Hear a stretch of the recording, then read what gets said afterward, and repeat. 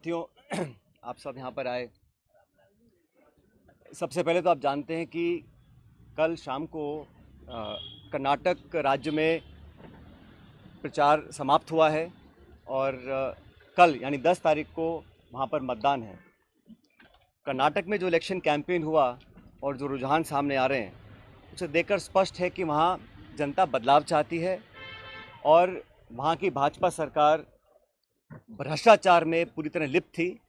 और हमारी पार्टी का नेताओं का जो धुआंधार प्रचार हुआ, उसको देखकर ये बात बिल्कुल क्लियर है कि वहाँ कांग्रेस पार्टी 13 तारीख को जब मतगणना होगी तो बहुत भारी बहुमत के साथ वहाँ पे सरकार हम लोग बनाएंगे।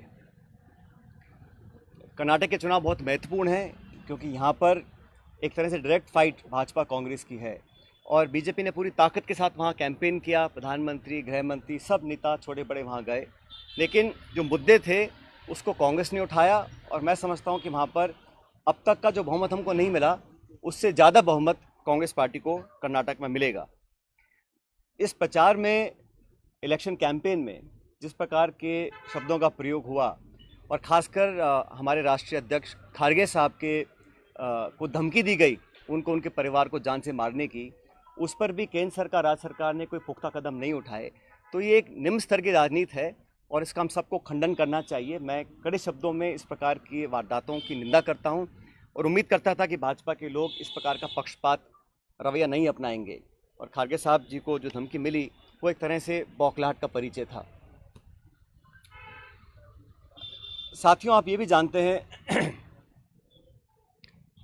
कि एक बात तो और स्पष्ट हो गई है। सामान्य मुख्यमंत्री जी का भाषण परसों धौलपुर में हुआ और उस भाषण को सुनने के बाद मुझे ऐसा लगता है कि सामान्य मुख्यमंत्री जी की नेता आदरणीय श्रीमती सोनिया गांधी जी नहीं हैं, बल्कि उनकी नेता वसुंधरा राजे सिंधिया जी हैं। उनकी नेता सोनिया गांधी जी नहीं हैं, बल्कि उनकी नेता वसुंधरा राजे सिंधिया जी हैं। और एक तरफ ये कहा जा रहा है कि हमारी सरकार को गिराने का काम भाजपा कर रही थी, दूसरी तरफ कहा जाता है कि सरकार को बचाने का काम वसुंधरा जी कर रही थी। तो ये जो विरोधाभास है, इसको समझाना चाहिए। आप कहना क्या चाह रहे हैं, ये स्पष्ट कर देना चाहिए। आप सबको मालूम है, सरकार बनने के बाद मैं प्रदेश का उप मुख्यमंत्री था, प्रदेश अध्यक्ष था और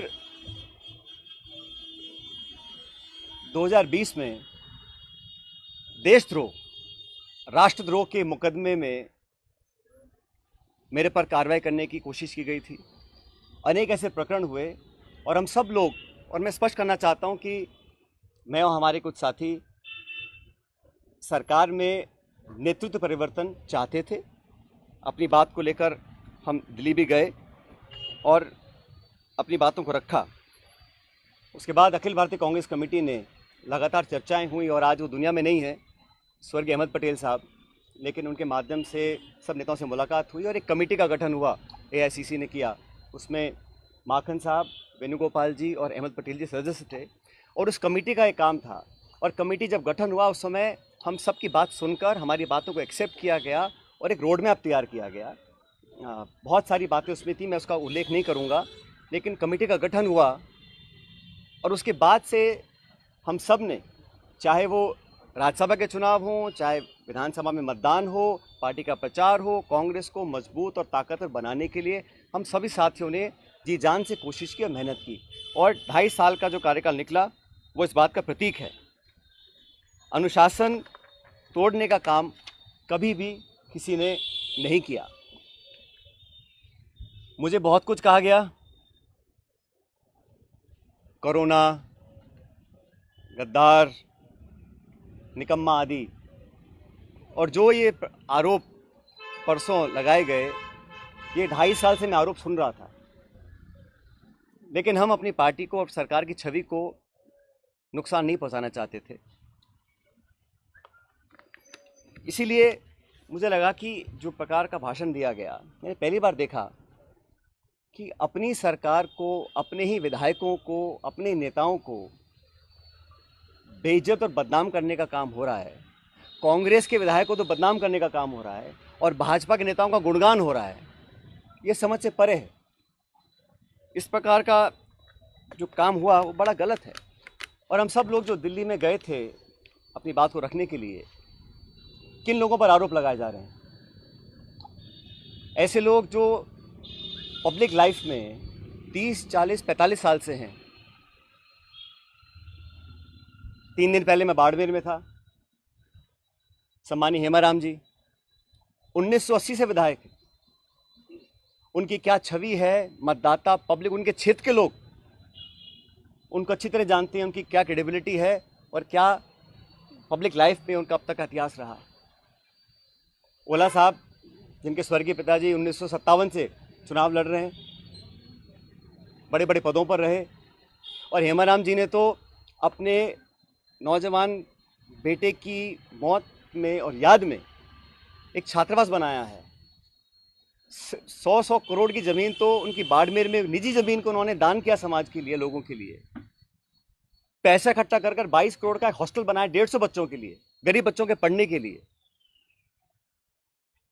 इन सब लोगों पर इस प्रकार के आरोप लगा देना, मैं समझता हूँ बहुत गलत है, बहुत निंदनीय है, और मैं सिरे से इन बेबुनियाद और झूठे आरोपों को नकारता हूँ। बहुत से साथियों को मंत्री बनाया इस सरकार के अंदर, बड़े बड़े पद दिए गए, कोई चेयरमैन है, कोई कॉर्पोरेशन में मेंबर है, कोई पार्टी के पदों पर बैठे हैं। 3 साल हो गए। ऐसे लोग जो पब्लिक लाइफ में रहे, जिन्होंने अपना नाम कमाया, जिनकी एक साख है, उन पे आरोप लगा देना कि आप चंद रुपए में बिक गए, मैं इसको बहुत गलत मानता हूं। और 3 साल से कोई कार्रवाई आपने नहीं करी, ये बहुत बड़ा सवाल उठता है।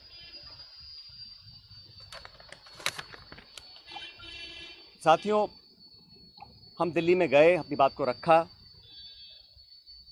और उसके बाद सारे तथ्यों को संज्ञान में लेने के बाद हमारी अध्यक्षा सोनिया गांधी जी ने 25 सितंबर को सम्मानीय माकन साहब और सम्मानीय खड़गे जी को जयपुर भेजा था। आप सब जानते हैं। वो विधायकों की मीटिंग हो ही नहीं पाई। सोनिया गांधी हमारी पार्टी की अध्यक्ष थी उस समय। उनकी जो अवहेलना हुई, उनकी जो मानहानि हुई, उनकी जो बेइज्जती हुई, वो गद्दारी थी। इतने सारे विधायक, 20, 30, 40, पता नहीं कितने विधायकों को उनकी इच्छा के खिलाफ इस्तीफा दिलवाया गया, अपनी सरकार को संकट में खड़ा करा गया।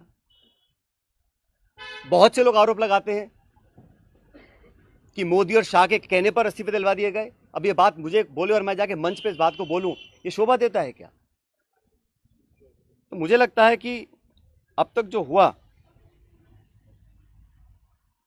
उस घटनाक्रम में, वो उस बात को दिखलाता है अनुशासनहीनता किसने करी, पार्टी का डिसिप्लिन किसने तोड़ा, और सही मायने में संगठन को और सरकार को कौन मजबूत कर रहा है, कौन कमजोर कर रहा है। और अपने नेताओं को खुश करने के लिए बहुत सारे लोग तरह तरह की बातें करते हैं। कोई किसी की चुगली करता है, कोई किसी की चुगली करता है। मुझे बहुत सारे लोग आके बहुत सारी बातें बोलते हैं कि यहाँ हज़ारों करोड़ का घोटाला हो गया, यहाँ ये स्कैम हो गया। इन्हीं बातों को मैं मंच पर आकर इनका बखान करूँ, ये शोभा नहीं देता, ये गंभीर राजनीति का परिचय नहीं है।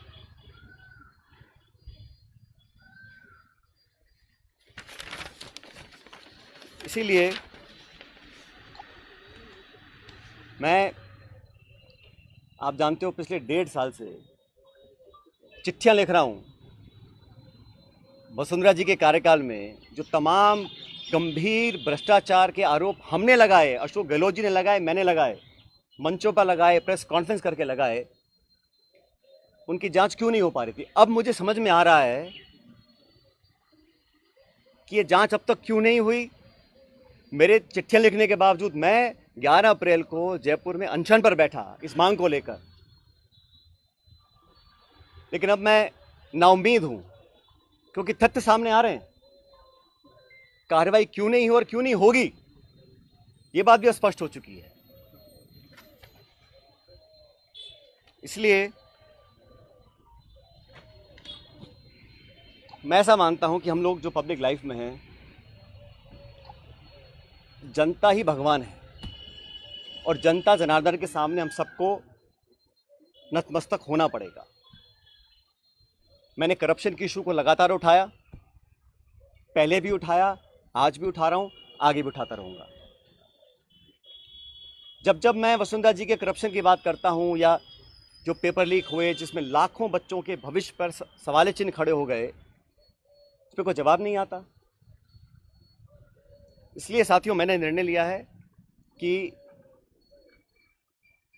आरपीएससी, जहां से कई सारे पेपर लीक हुए, बहुत सारी वहां पे खबरें आई कि वहां पर तमाम भ्रष्टाचार हो रहा है, अजमेर स्थित आरपीएससी है। मैं 11 तारीख को, परसों, अजमेर से एक यात्रा निकालूंगा। जनता के बीच जाकर जनता की आवाज़ सुनेंगे, जनता के मुद्दों को उठाएंगे और जैसा मैंने शुरू में कहा, जनता जनार्दन है, तो जनता के बीच जाना हम सबका दायित्व बनता है। और जो करप्शन के इश्यूज़ हैं, जो नौजवानों के इश्यूज़ हैं, जो पेपर लीक और पेपर कैंसिल के और नौजवानों के हितों से जुड़े मुद्दे हैं, उनको उठाकर मैं एक जन संघर्ष यात्रा निकालने जा रहा हूं, जो 11 तारीख को शुरू होगी अजमेर से और जयपुर की तरफ हम लोग आएंगे। लगभग 125 किलोमीटर की यात्रा है। जन संघर्ष यात्रा लोगों के हितों के लिए, करप्शन के खिलाफ, नौजवानों के संरक्षण के लिए। उनकी आवाज़ को हम सुनेंगे, उनकी आवाज़ को बुलंद करेंगे और मैं समझता हूं कि सही निर्णय तब लिए जाएंगे जब जनता का पूरा हमारा साथ होगा, जनता का पूरा प्रेशर होगा। पद यात्रा है, जन संघर्ष पद यात्रा 11 मई को मैं अजमेर से शुरू करूंगा और हम जयपुर आएंगे। लगभग 5 दिन का समय इस यात्रा में लगेगा। जैसे मैंने कहा, ये यात्रा किसी के विरोध में ना होकर करप्शन के विरोध में है, नौजवानों के पक्ष में है। जो तमाम जनता में आज मुद्दे हैं, जो इशूज़ को लेकर हम राजनीति करते हैं, जिन इशू पर मैं हमेशा अपनी बात रखता आया हूं, उनके बीच जाकर, उनकी बात सुनकर, उनकी आवाज़ बनने की हम लोग कोशिश करेंगे। और ये अभियान शुरू होगा 11 तारीख को। ये पायलट साहब अशोक गहलोत जी ने एक बात और कही जिसका आज ये पॉलिटिकल स्टैंड क्या रहेगा, क्योंकि सबसे बड़ी जो राजनीतिक उत्सुकता यही बनी हुई है कि आपका स्टैंड क्या रहेगा, पार्टी में रहकर संघर्ष करेंगे? मैंने कहा ना आपको, कुछ लोग ऐसे हैं जो चाहते हैं कि कांग्रेस कमज़ोर हो, कांग्रेस में फूट पड़े, और जैसे मैंने कहा, बदनाम करने की, आरोप लगाने की, आलोचना करने की, चरित्र हनन करने की कहीं कोशिश अगर हो रही है तो उसको हम नाकाम करेंगे। हमारी पार्टी को जो लोग कमज़ोर करना भी चाहते हैं उनको हम होने नहीं देंगे। लेकिन पब्लिक इश्यूज़ पे जो मेरा स्टैंड पहले था, वही स्टैंड आज भी है और आगे भी रहेगा। और जो करप्शन हुआ, जिसको हमने सैकड़ों बार पब्लिक में उसको एक्सेप्ट किया, उस पर 4.5 साल तक हम कोई कार्रवाई नहीं कर पा रहे हैं। मैं अब समझ रहा हूँ कि वो कार्रवाई हम क्यों नहीं कर पा रहे थे। कोई कारण तो होगा। मैंने चिट्ठियाँ लिखी, अनशन किया, आवेदन किया, आग्रह किया, बार बार किया, हाथ जोड़ कर किया। अगर कार्रवाई नहीं हो रही थी तो अब मुझे समझ में आ रहा है कि वो कार्रवाई क्यों नहीं हो रही थी। लेकिन किसी भी नेता से बड़ी जनता होती है, तो जनता के समक्ष हम जाएंगे, इन बातों को रखेंगे। और जो लाखों लाख बच्चों के पेपर कैंसिल हुए, जिनके माँ बापों ने अपना पेट काट कर उनके ट्यूशन के पैसे दिए, उनको साल 2 साल मेहनत करवाई, जो कभी ओवरेज हो सकते हैं, जिनका भविष्य के आगे उनको पता नहीं वो क्या करेंगे, जो विश्वास और जो एक क्रेडिबिलिटी होती है, अगर वो सिस्टम से ख़त्म हो जाएगी तो फिर आने वाला समय बहुत मुश्किल होगा। इन तमाम बातों को लेकर मैं जनता के बीच में जाऊंगा और लगातार पैदल यात्रा करेंगे अजमेर से 11 तारीख से।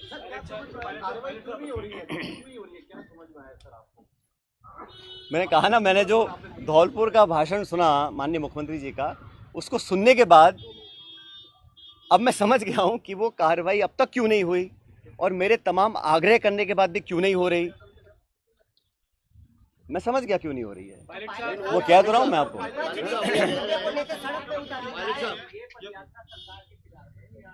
मैंने शुरू में कहा, ये यात्रा किसी के खिलाफ नहीं है, ये यात्रा करप्शन के खिलाफ है, भ्रष्टाचार के खिलाफ है, ये यात्रा नौजवानों के पक्ष में है, उनके हितों की रक्षा करने के लिए है। और जनता के बीच हम सबको जाना भी चाहिए। हम जनता के बीच जाएंगे नहीं और हम अपने ही विधायकों को, अपने ही मंत्री